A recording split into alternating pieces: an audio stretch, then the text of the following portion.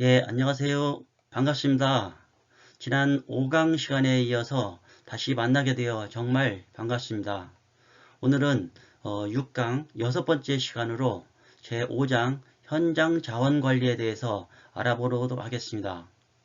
먼저 현장 자원 관리 정의를 보면 효율적인 인력, 자재 및 장비 관리로 원가 절감과 적재적소에 자원이 전 출입될 수 있도록 조치하는 업무가 되겠습니다. 건설공사 공무관리의 NCS 능력 단위의 목차의 10개 단위 중 오늘은 제5장 현장 자원관리에 대해서 알아보도록 하겠습니다.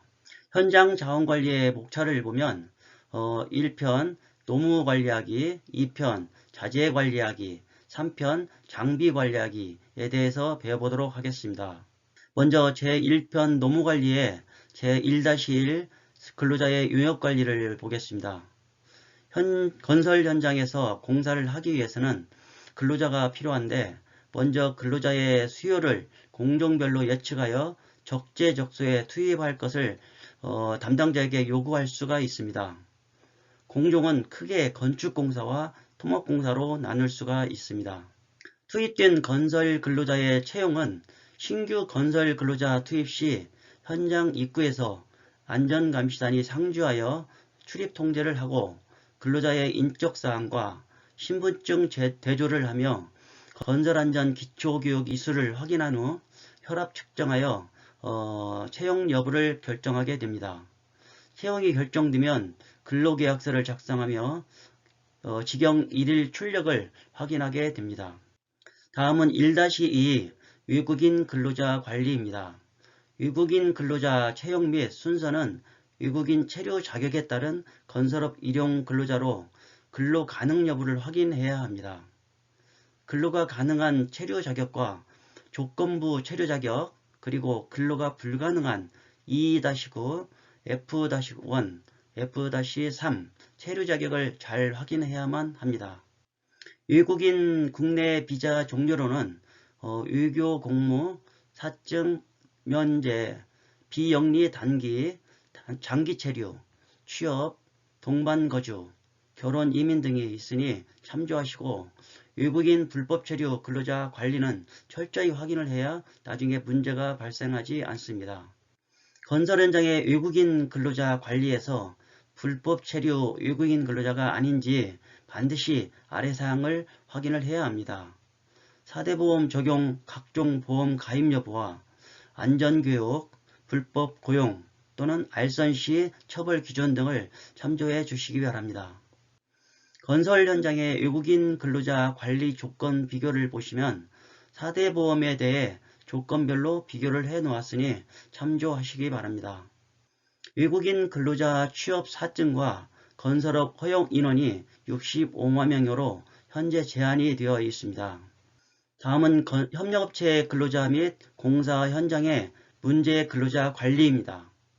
협력업체에서 투입한 건설 근로자는 일일 출력 일보를 통해 파악할 수 있으며 신규 채용자 투입 시 현장 입구에서 안전감시단이 상주하여 출입 통제 및 협력업체 관리자 인솔하에 안전교육장에서 신규 채용자 준수사항을 작성하고 건강상태를 확인하여 채용 여부를 결정하게 됩니다.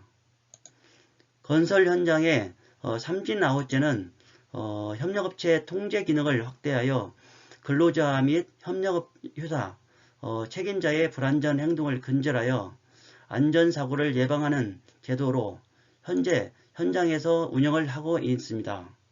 안전교육 확인서 발부 경고는 아래의 내용 위반 시 근로자와 협력회사 책임자에게 발부하여 안전사고를 미연에 방지하기 위해 시행을 하고 있습니다. 근로자와 협력업체 책임자에게 아래 사항 위반 시 즉시 삼진 아웃 적용을 시행하여 안전관리를 해야 합니다. 다음은 1-4 4대 보험 재보상 및 체불임금 관리입니다. 4대 보험이란 국민연금, 건강보험, 고용보험, 산재보험을 말하는데 국민연금과 건강보험 같은 경우 월 출근 일수가 19일 이상일 경우 가입을 의무적으로 하나 일용직이기 때문에 월 출력 일수가 20일이 되지 않아 가입하지 않는 경우가 대부분이며 가입 조건이 충족되더라도 가입을 안 하는 경우가 많아 관리에 신경을 써야 합니다. 고용보험과 산재보험은 본사에서 일괄 처리하고 퇴직공제는 일용직의 특성상 퇴직금을 받지 못하는 근로자를 위한 보험이 되겠습니다. 산재 발생 시 관련 기관 담당자 보고 및 대응 방안은 근로자 재해 발생 시 1차, 2차로 본사 및 산업안전공단에 사고 현황 및 진행사항을 보고해야 합니다.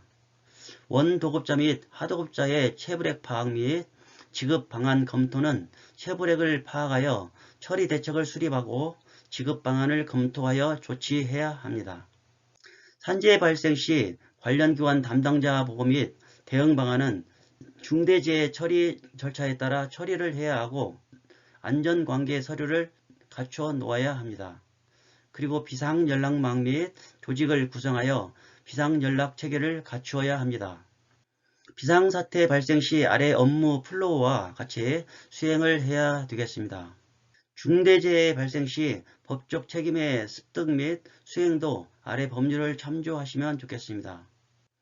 부상재해 처리 절차로는 아래의 절차를 참조하시고 부상재해 시 사업주는 피해자가 산재보험 급여를 원만히 받을 수 있도록 조력을 해야만 합니다.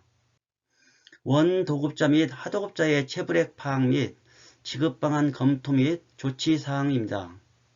공사 시공업체나 협력업체가 부도 시 문제가 많이 발생하기 때문에 근로자의 임금체불 발생 등 사전에 업체 부도 징후를 면밀히 파악을 하여서 사전에 대책을 세워야 나중에 피해를 막을 수가 있겠습니다. 부도 발생 예상 시 조치사항으로는 노임체불 파악 및 자재비 미불 확인, 노임 지불할 때 입회, 과기성 금지 등 조치를 해야 하며 부도 발생 시 대처 방안도 아래 내용을 참조하시면 되겠습니다. 채권 확보 및 손실 만회 대책으로 계약이행 보증보험 등 보증보험에 청구하는 방법도 강구를 해야 되겠습니다. 하도관리 유의사항으로는 미계약 선투입 금지와 원계약에 이은 변경계약 조기 체결, 대금 지불 유보 및 과기성을 금지해야 합니다. 임금체불 시 대책은 자녀기생이 있으면 해당 협력회사 직불동의서를 받아 근로자에게 직접 지불을 하고 계약 보증보험을 활용하는 방법도 있겠습니다. 네, 다음은 1-5 건설 근로자 노무량 및 실비용 검토입니다. 건설 근로자 일일 노무량 및 실비용 검토는 협력회사의 작업 전 출력 일보 또는 시스템화된 출입 통제 시스템에 의거 파악하여 실투입 내역을 집계하여 실비용을 검토하면 되겠습니다. 그림과 같이 노무자의 출력 일보와 개인별 급여카드 양식을 참조하시면 되겠습니다.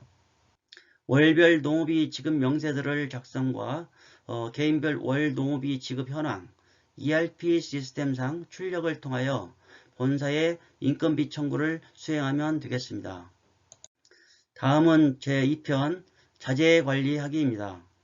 자재 종류, 수요 및 공급 계획에서 자재 투입 계획서 작성은 본사에서 지급하는 자재와 현장에서 구입하는 시공사 자재와 협력업체 구입 자재를 구분하여 관리를 해야 합니다. 관급 자재는 조달청이나 공공기관에서 공사 발주처에서 공급하는 자재를 말하며 주로 철근, 네미콘, 아스콘, 시멘트, 콘크리트, 파일 등이 있습니다. 그 다음 설계 도면 검토 및 물량 산출하여 자재 투입 계획서를 작성해야 합니다. 다음은 자재 규격별, 공정별 수요를 파악하여서 본사불 자재와 현장불 자재로 나누어 청구하면 되겠습니다. 현장에 투입되는 반입자재와 공사 후 잉여자재에 대한 반출 자재 관리를 기록하고 감독자의 승인하에 반출토록 해야 합니다. 보유자재 관리도 식별을 용이하게 하기 위하여 컬러 코딩이 필요하고 코딩 방법은 아래 내용을 참조하시면 되겠습니다. 모든 자재에 대해서 취급 보관 관리를 위한 종합 안내서, 방법, 기법, 특정 품목 상세 절차 등은 공사 착공 전에 미리 작성 관리를 해야 합니다. 자재 공급원 확보를 위해 자재 투입 계획서를 따라 발주처 감리단으로부터 공급원 승인을 득해야 합니다. 다음은 2-2 자재비 예산관리비 및 공정별 자재 입출고 관리입니다. 자재비 예산관리, 원가 분석 반영에 현장 예산이 확정되면 주 자재에 대한 자재 투입 계획을 작성하고 수급에 따른 단가 연동 및 실행 증감의 영향이 큰 자재 등은 시장 조사에 의한 단가 추이 등을 확인해야만 합니다. 다음은 2-3 자재 납품 검수에 대해서 알아보도록 하겠습니다. 먼저 자재 검수란 현장에 사용하는 자재 일체를 현장 자재 관리자와 총구부서 관련 기술자가 반입자재 상태의 점검 활동을 자재 검수라고 합니다. 자재 검수의 종류를 보면 중량품이나 부피 검수를 필요로 하는 계량 검수와 샘플을 일부분 택하여 하는 샘플 검수, 입고량에 대한 전량 파악하는 개수 검수로 세 가지로 나눌 수가 있습니다. 검수 방법은 공인기관 외부 시험 의뢰를 필요로 하는 검수가 있고 일반적인 현장 검수와 위관상태 검수가 있습니다. 자재 검수 지침사항으로는 청구팀 담당 기사와 동행하여 검수하고 불량품 반입이나 수량 부족분 반입을 잘 확인해야 하고 반입 수량의 부족이나 규격의 변동, 품질의 하자가 발생하지 않도록 사전에 연락하고 확인을 해야 합니다. 본사에 청구한 품의 수량을 사전 파악하여 초과 반입되는 사례가 없도록 해야 하고 현장 과실로 파손, 망실, 도난, 매각 등 사고가 야기되지 않도록 자재 관리를 철저히 해야 되겠습니다. 협력업체 투입 자재도 검수, 보관 등의 절차를 통하여 품질 관리를 철저히 해야 하고 사용 빈도가 많고 여러 곳에서 사용되는 레미콘, 철근 등의 자재는 별도의 투입 대장을 만들어서 관리를 해야 합니다. 다음은 3편 장비 관리하기에 장비 선정 효율성 및 시공성 관리입니다. 건설 공사에 있어서 장비의 선정 및 조합은 품질 향상 및 원가 절감의 중요한 요소 중에 하나가 되겠습니다. 우선 도면과 시방서, 기타 계약 조건에 맞는 시공 순서 등을 검토해야 하고 일기 상황이나 공사 물량, 공사 방법에 따라 효율적인 장비 조합 계획을 세워야 합니다. 일반적인 토공작업 장비 조합은 아래와 같이 굴착 장비, 적재 장비, 운반 장비, 정지 장비, 다짐 장비 조합으로 작업을 하게 되고 콘크리트 포장 장비 조합도 아래와 같이 시행을 하게 됩니다.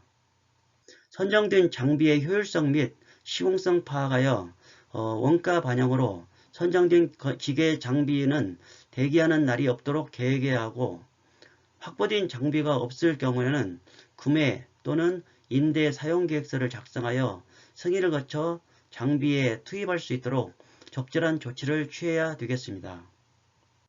차량 건설기계 종류는 아래 표를 참조하시면 좋겠습니다. 여기 건설기계도 같이 보시기 바랍니다. 건설기계 작업 능력을 계산할 때 사용하는 건설기계 작업 효율 계산식과 작업 능력 개수, 시간율 등 공식을 참조하시기 바랍니다. 건설기계의 시공 효율은 구성요소 3가지와 시공 효율 향상을 위한 필요 조건 3가지를 참조하시기 바랍니다. 장비의 사용 신청은 공사의 진척에 따라 장비의 필요 시점 약 일주일 전에 장비 청구서를 작성하여서 해당 부서에 신청을 해야 합니다. 장비 관련 법령 이해 및 적합한 장비 조치에서 차량계 건설기계의 정의를 보면 동력원을 사용하여 스스로 이동이 가능한 건설기계를 말합니다. 차량계 건설기계의 종류는 덤프트럭, 기존기, 굴삭기 등이 있고 차량계 건설기계의 안전관리 요령으로는 전조등을 켜거나 낙하물로 보호를 위해 헤드가드 설치, 현장 내 속도 20km 이하로 운행 등 안전관리를 철저히 해야만 되겠습니다. 차량계 건설기계의 이송 시에도 싣거나 내리는 작업을 평탄하고 견고한 장소에서 해야만 하고, 장비 관련 법령도 산업안전 기준에 관한 규칙을 이해해야 되겠습니다. 다음은 3-2 임대차 장비 계약 및 가격 적정성 검증입니다.